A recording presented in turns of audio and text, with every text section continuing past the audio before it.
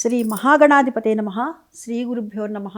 మన గోపురం ప్రేక్షకులందరికీ కూడాను అనేక నమస్సులు. ఇంట్లో ఆడవాళ్ళు ఎలా ఉంటే మంచిది అంటే ఇంటిని చూడు ఇల్లాలని చూడు అంటారు కదా.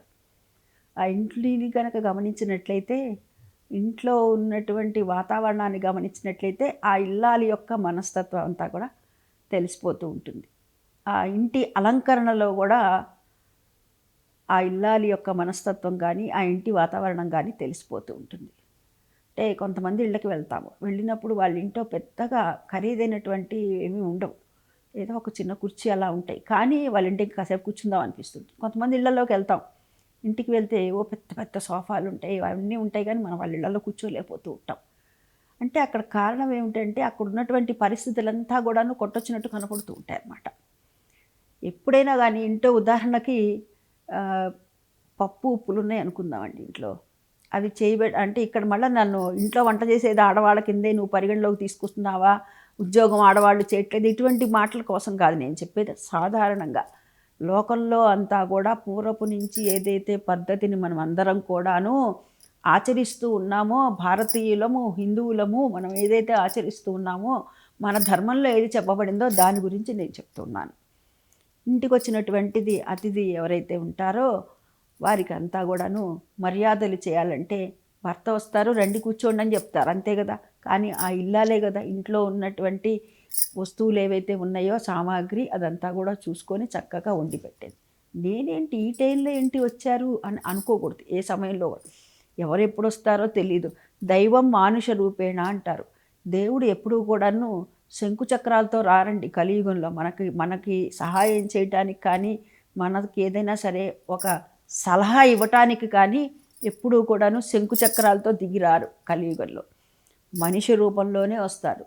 వచ్చి మనకి ఎటువంటి సహాయం కావాలంటే అటువంటి సహాయాన్ని దారి చూపిస్తారు. ఆ దారిలో మీరు వెళ్ళండి. మనం వెళ్తున్నాం ఒక దారిలో, అయ్యో వీళ్ళు రాంగ్ రూట్లో వెళ్తున్నారే, వీళ్ళు వెళ్ళవలసినటువంటి గమ్యం ఇది కాదు కదా అని చెప్పి భగవంతుడు వచ్చి ఆ రూపంలో చెప్తాడనమాట.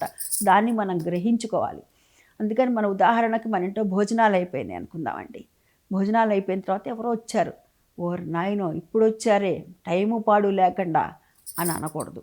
వచ్చినటువంటి వారికి చక్కగా వండి పెట్టాలి. పూర్వం అయితే కనుక వాళ్ళందరూ కూడా ఒక ఉమ్మడి కుటుంబాలు ఉండేవి, ఇంకా ఇద్దరు ముగ్గురు సరిపడ వంట అంతా ఉంటూ ఉండేది. ఎందుకని అలా ఉండేదంటే గంపడి మంది పిల్లలు ఉండేవాళ్ళు. ఎవరెప్పుడు ఆకలి అంటాడో తెలీదు, దారిని పోయేటటువంటి బాటసార్లు ఎవరొచ్చి ఆ అన్నం అడుగుతారో తెలీదు. లేదంటే చుట్టుపక్కల ఉన్నటువంటి పల్లెటూర్లలో ఉండేటటువంటి వాళ్ళందరూ కూడా ఏ గింజల కోసం అంటే పత్తి గింజలు వాటి కోసమనో ఇట్లాంటి అంటే ఈ వ్యవసాయానికి సంబంధించినటువంటి పని కోసమో, లేకపోతే ఏ డాక్టర్ పని కోసమో, ఇంకే పని కోసం ఎవరు ఎప్పుడు వస్తారో తెలీదు. వెంటనే ఇప్పట్లాగా మనం రైస్ కుక్కర్ స్విచ్ ఆన్ చేసి, లేకపోతే గ్యాస్ ఇట్లా ఆన్ చేసి ఇట్లా కాదు కదండి. అప్పట్లో కట్టెల పొయ్యిలు, బొగ్గులు ఇలాంటివి ఉండేవి కదా. కాబట్టి అందుకని ఇద్దరు ముగ్గురికి ఎక్కువగా ఉండేట్టుగా వాళ్ళు వండేవారు. ఇవాళ మనం ఉమ్మడి కుటుంబాలు ఊసు లేదు అసలు. ఎవరికి వారే యమునా తీరే కదా. కాబట్టి మనమే తుమ్మాలి, మనమే శ్రీరామరక్ష అనుకోవాలి. మనం తుమ్మితే మన కుటుంబంలో ఉన్న పెద్దవాళ్ళు శ్రీరామరక్ష అనేవాళ్ళు. ఇప్పుడు మనమే అనుకోవాలి, మనమే తుమ్ముకోవాలి, ఎందుకు మనకు అనేవాళ్ళు పక్క వాళ్ళు ఎవరు లేరుగా. అందుకని చెప్పి అయితే ఎవరు ఎప్పుడు వస్తారో తెలియదు కాబట్టి అలా చేసేవారు. కానీ ఇప్పుడు మనం ఏంటి, ఎవరిని వచ్చినా కానీ అయ్యో వచ్చారా రండి అని చెప్పి ఆదరంగా సాదరంగా చక్కగా ఆత్మీయంగా పిలిచి వారికి వండి వడ్డించాలండి ఆడవాళ్ళు. ఇది ఆడవాళ్ళు బాధ్యత. ఇది ఇంకొకటి. రెండవది మగవాళ్ళది ఏమిటంటే, ఇక్కడ ఇంట్లో ఏమన్నా పప్పులు ఉప్పులు ఉన్నాయో లేవో, లేకపోతే కూరలు ఉన్నాయో లేవో వచ్చి వాళ్ళతో కూర్చొని కబుర్లు చెప్తూ అక్కడ కూర్చోకూడదు. ఒక్కసారి వంటింట్లోకి వెళ్ళి ఏమన్నా పెరుగు కానీ పాలు కానీ కూరలు కానీ ఏమన్నా కావాలా, వాళ్ళు వచ్చారు అనుకోకుండా అని వెళ్ళి అడగాలి. అంతేగాని అది చేసేయి ఇది చేసేయి అని ఇక్కడ కాలి మీద కాలేసుకొని సోఫాలో కూర్చొని ఆర్డర్లు వేయకూడదండి. లోపలికి వెళ్ళి అడగాలి వాళ్ళని. వంటింట్లో చేస్తున్న ఆడవాళ్ళు ఎవరైతే ఉంటారో వాళ్ళని ఏంటిని ఏమన్నా కావాలా అని అడగాలి. అది వాళ్ళ బాధ్యత. అడగవలసిన బాధ్యత, తేవలసిన బాధ్యత వాళ్ళది, చేయవలసిన బాధ్యత వీళ్ళది. ఇది సమన్వయంతో చేసేటటువంటి పని. అయితే ఇంకా ఇల్లాలు ఇంట్లో చేయవలసింది ఏమిటంటే ముఖ్యంగా శుచి శుభ్రతని పాటించాలండి. ఇంకా వంటిల్లే వైద్యశాల కదా, ఇల్లాలే వైద్యురాలు అని అంటూ ఉంటారు కదా. కాబట్టి వంటింట్లో ఉండేటటువంటి ప్రతి సామాను కూడాను, ముఖ్యంగా పోపుల డబ్బాలో ఉండేటటువంటివన్నీ కూడాను మన ఆయుర్వేదానికి సంబంధించినటువంటివి. చూడండి, జీలకర్ర కానీ, మెంతులు కానీ, ఆవాలు కానీ, మిరియాలు కానీ, ఇవన్నీ కూడాను, ఇంగువ కానీ, ఇలాంటివన్నీ కూడాను మనకి క్షారగుణం కలిగినటువంటివి కదా. ఇవన్నీ కూడాను ఆరోగ్యానికి సంబంధించినటువంటివే. కాబట్టి ఈ వంటింట్లో ఉండేటటువంటి సామాన్లే కాకుండా వంటిల్లిని శుభ్రంగా పెట్టుకోవాలి. ఇంటినంతటినీ కూడాను శుభ్రంగా ఉంచాలి. వచ్చినటువంటి వారిని అతిథి మర్యాదలు చేయాలి.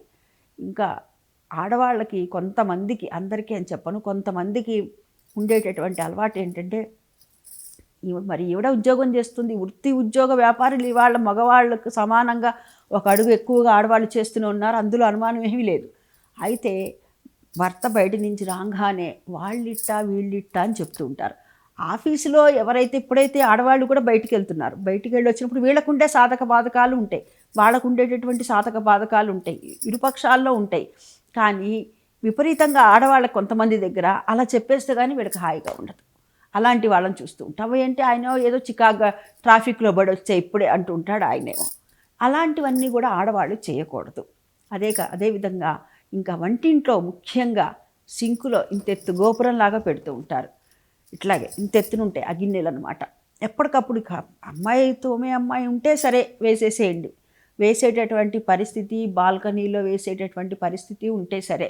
మరి మాకు అట్లా లేదండి, అమ్మాయి వచ్చినప్పుడే వేయాలి, మరి మాకు వంటింట్లోనే పెట్టుకోవాలనుకున్నప్పుడు ఒక టబ్బు లాంటిది పెట్టుకోండి. సింకులో పెట్టుకొని దాని నిండా ఈగలు మూసి, దోమలు ముదిరి, తర్వాత ఇప్పుడు ఎక్కువగా ఈ అంటారు ఈ జిల పురుగులు అంటారు, వాటిని ఏమంటారు, బొద్దింకలు వస్తాయి చూసారు చిన్న చిన్న పిల్లలు, వాటి వల్ల చాలా అనారోగ్యాలు కూడా వస్తున్నాయి.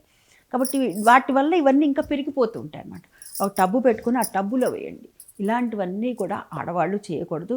ఆడవాళ్ళు ప్రతి దానికి కూడా అంటారు పక్కింటి వాళ్ళని చూడండి, ఎదిరింటి వాళ్ళని చూడండి, తోడుకోడని చూడండి, ఆడపడుచుని చూడండి, మా ఫ్రెండ్ని చూడండి, మా ఫ్రెండ్ వాళ్ళ ఆయన మా ఫ్రెండ్కి ఏం కొని పెట్టాడో చూడండి, మా మరిది మా తోడుకోడలకి ఏం కొని పెట్టాడో చూడండి, మా ఆడపడుచు వాళ్ళ ఆయన మా ఆడపడుచుకి ఏం కొని పెట్టాడో చూడండి, మా వదిన మా అన్నయ్యకి ఏం కొని, ఇట్లా ఒకటోటి కంపారిజన్స్ వస్తుంటాయి.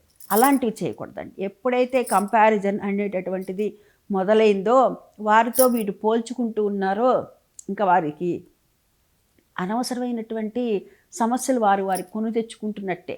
పెద్దవాళ్ళు ఏది చెప్పినా ఒక మాట చెప్తూ ఉంటారు. నాకు మా అమ్మగారు, నేను పెళ్ళైన కొత్తలో మా అమ్మగారు నాకు ఒక మాట చెప్పారు, అమ్మ నువ్వు ఒకటి గుర్తుపెట్టుకో, ఎప్పుడైనా కానీ నువ్వు ఎక్కడ ఉంటావో అక్కడ సుఖంగా ఉందనుకుంటే నువ్వు ఉన్న చోట సుఖంగా ఉంటుంది. నువ్వు సుఖం కోసం అని వెతుకుతూ వెళ్ళావంటే నీవు జీవిత పర్యంతం సుఖం కోసం వెతుకుతూనే ఉంటావు. నీకు ఒకటి దొరికినప్పుడు రెండు దొరికినప్పుడు 4, ఇట్లా 3, 4 అట్లా కోరికల సంఖ్య పెరిగిపోతూ ఉంటుంది. కాబట్టి నువ్వున్న చోట సుఖంగా ఉన్నాను అని నువ్వు ఖచ్చితంగా అనుకోవాలి. ఆ వాతావరణాన్ని కల్పించుకోవాలి కూడా నీకు నువ్వు, అంతేను. అంటే అది మన చేతుల్లోనే ఉంటుంది. అంటే తృప్తి ఎక్కడ ఉంటే అక్కడ సుఖం ఉంటుంది, సౌఖ్యం ఉంటుంది, అక్కడ ఆనందం ఉంటుంది, ఆరోగ్యం ఉంటుంది, ఐశ్వర్యం ఉంటుంది. దీన్ని మనం ముఖ్యంగా ఆడవాళ్ళం దృష్టిలో పెట్టుకుందాము. మనం ఆడవాళ్ళేంటో మన సత్తా ఏంటో చూపిద్దామా. ఇది ఆడవాళ్ళ యొక్క గొప్పతనం అని అందరూ అనుకునేలాగా మనము మన చుట్టుపక్కల వాళ్ళే కాదండి, మన బంధుమిత్రులే కాదండి, ఎవరికి జీవనం వారిది, ఎంత చెట్టుకు అంత గాలి. వాళ్ళు అనుకుంటారు వాళ్ళకి 4 లక్షలు వస్తుంది, వాళ్ళకి తగ్గట్టుగా వాళ్ళకు ఉంటుంది. ₹1,00,000 వచ్చేవారికి ₹1,00,000 వచ్చినంతగా ఉంటుంది ఎవరికి. అందుకనే పెద్దవాళ్ళు ఒక మాట అనేది, ఎంత చెట్టుకు అంత గాలి అనేటటువంటి మాట. పక్కవారితో మనం పోల్చుకోవద్దు, మనము సుఖంగా ఉందాము, మన చుట్టూ ఉన్నటువంటి వారిని అందరినీ కూడా ఆనందంగా ఉండేట్లుగా ప్రయత్నిద్దాం. స్వస్తి.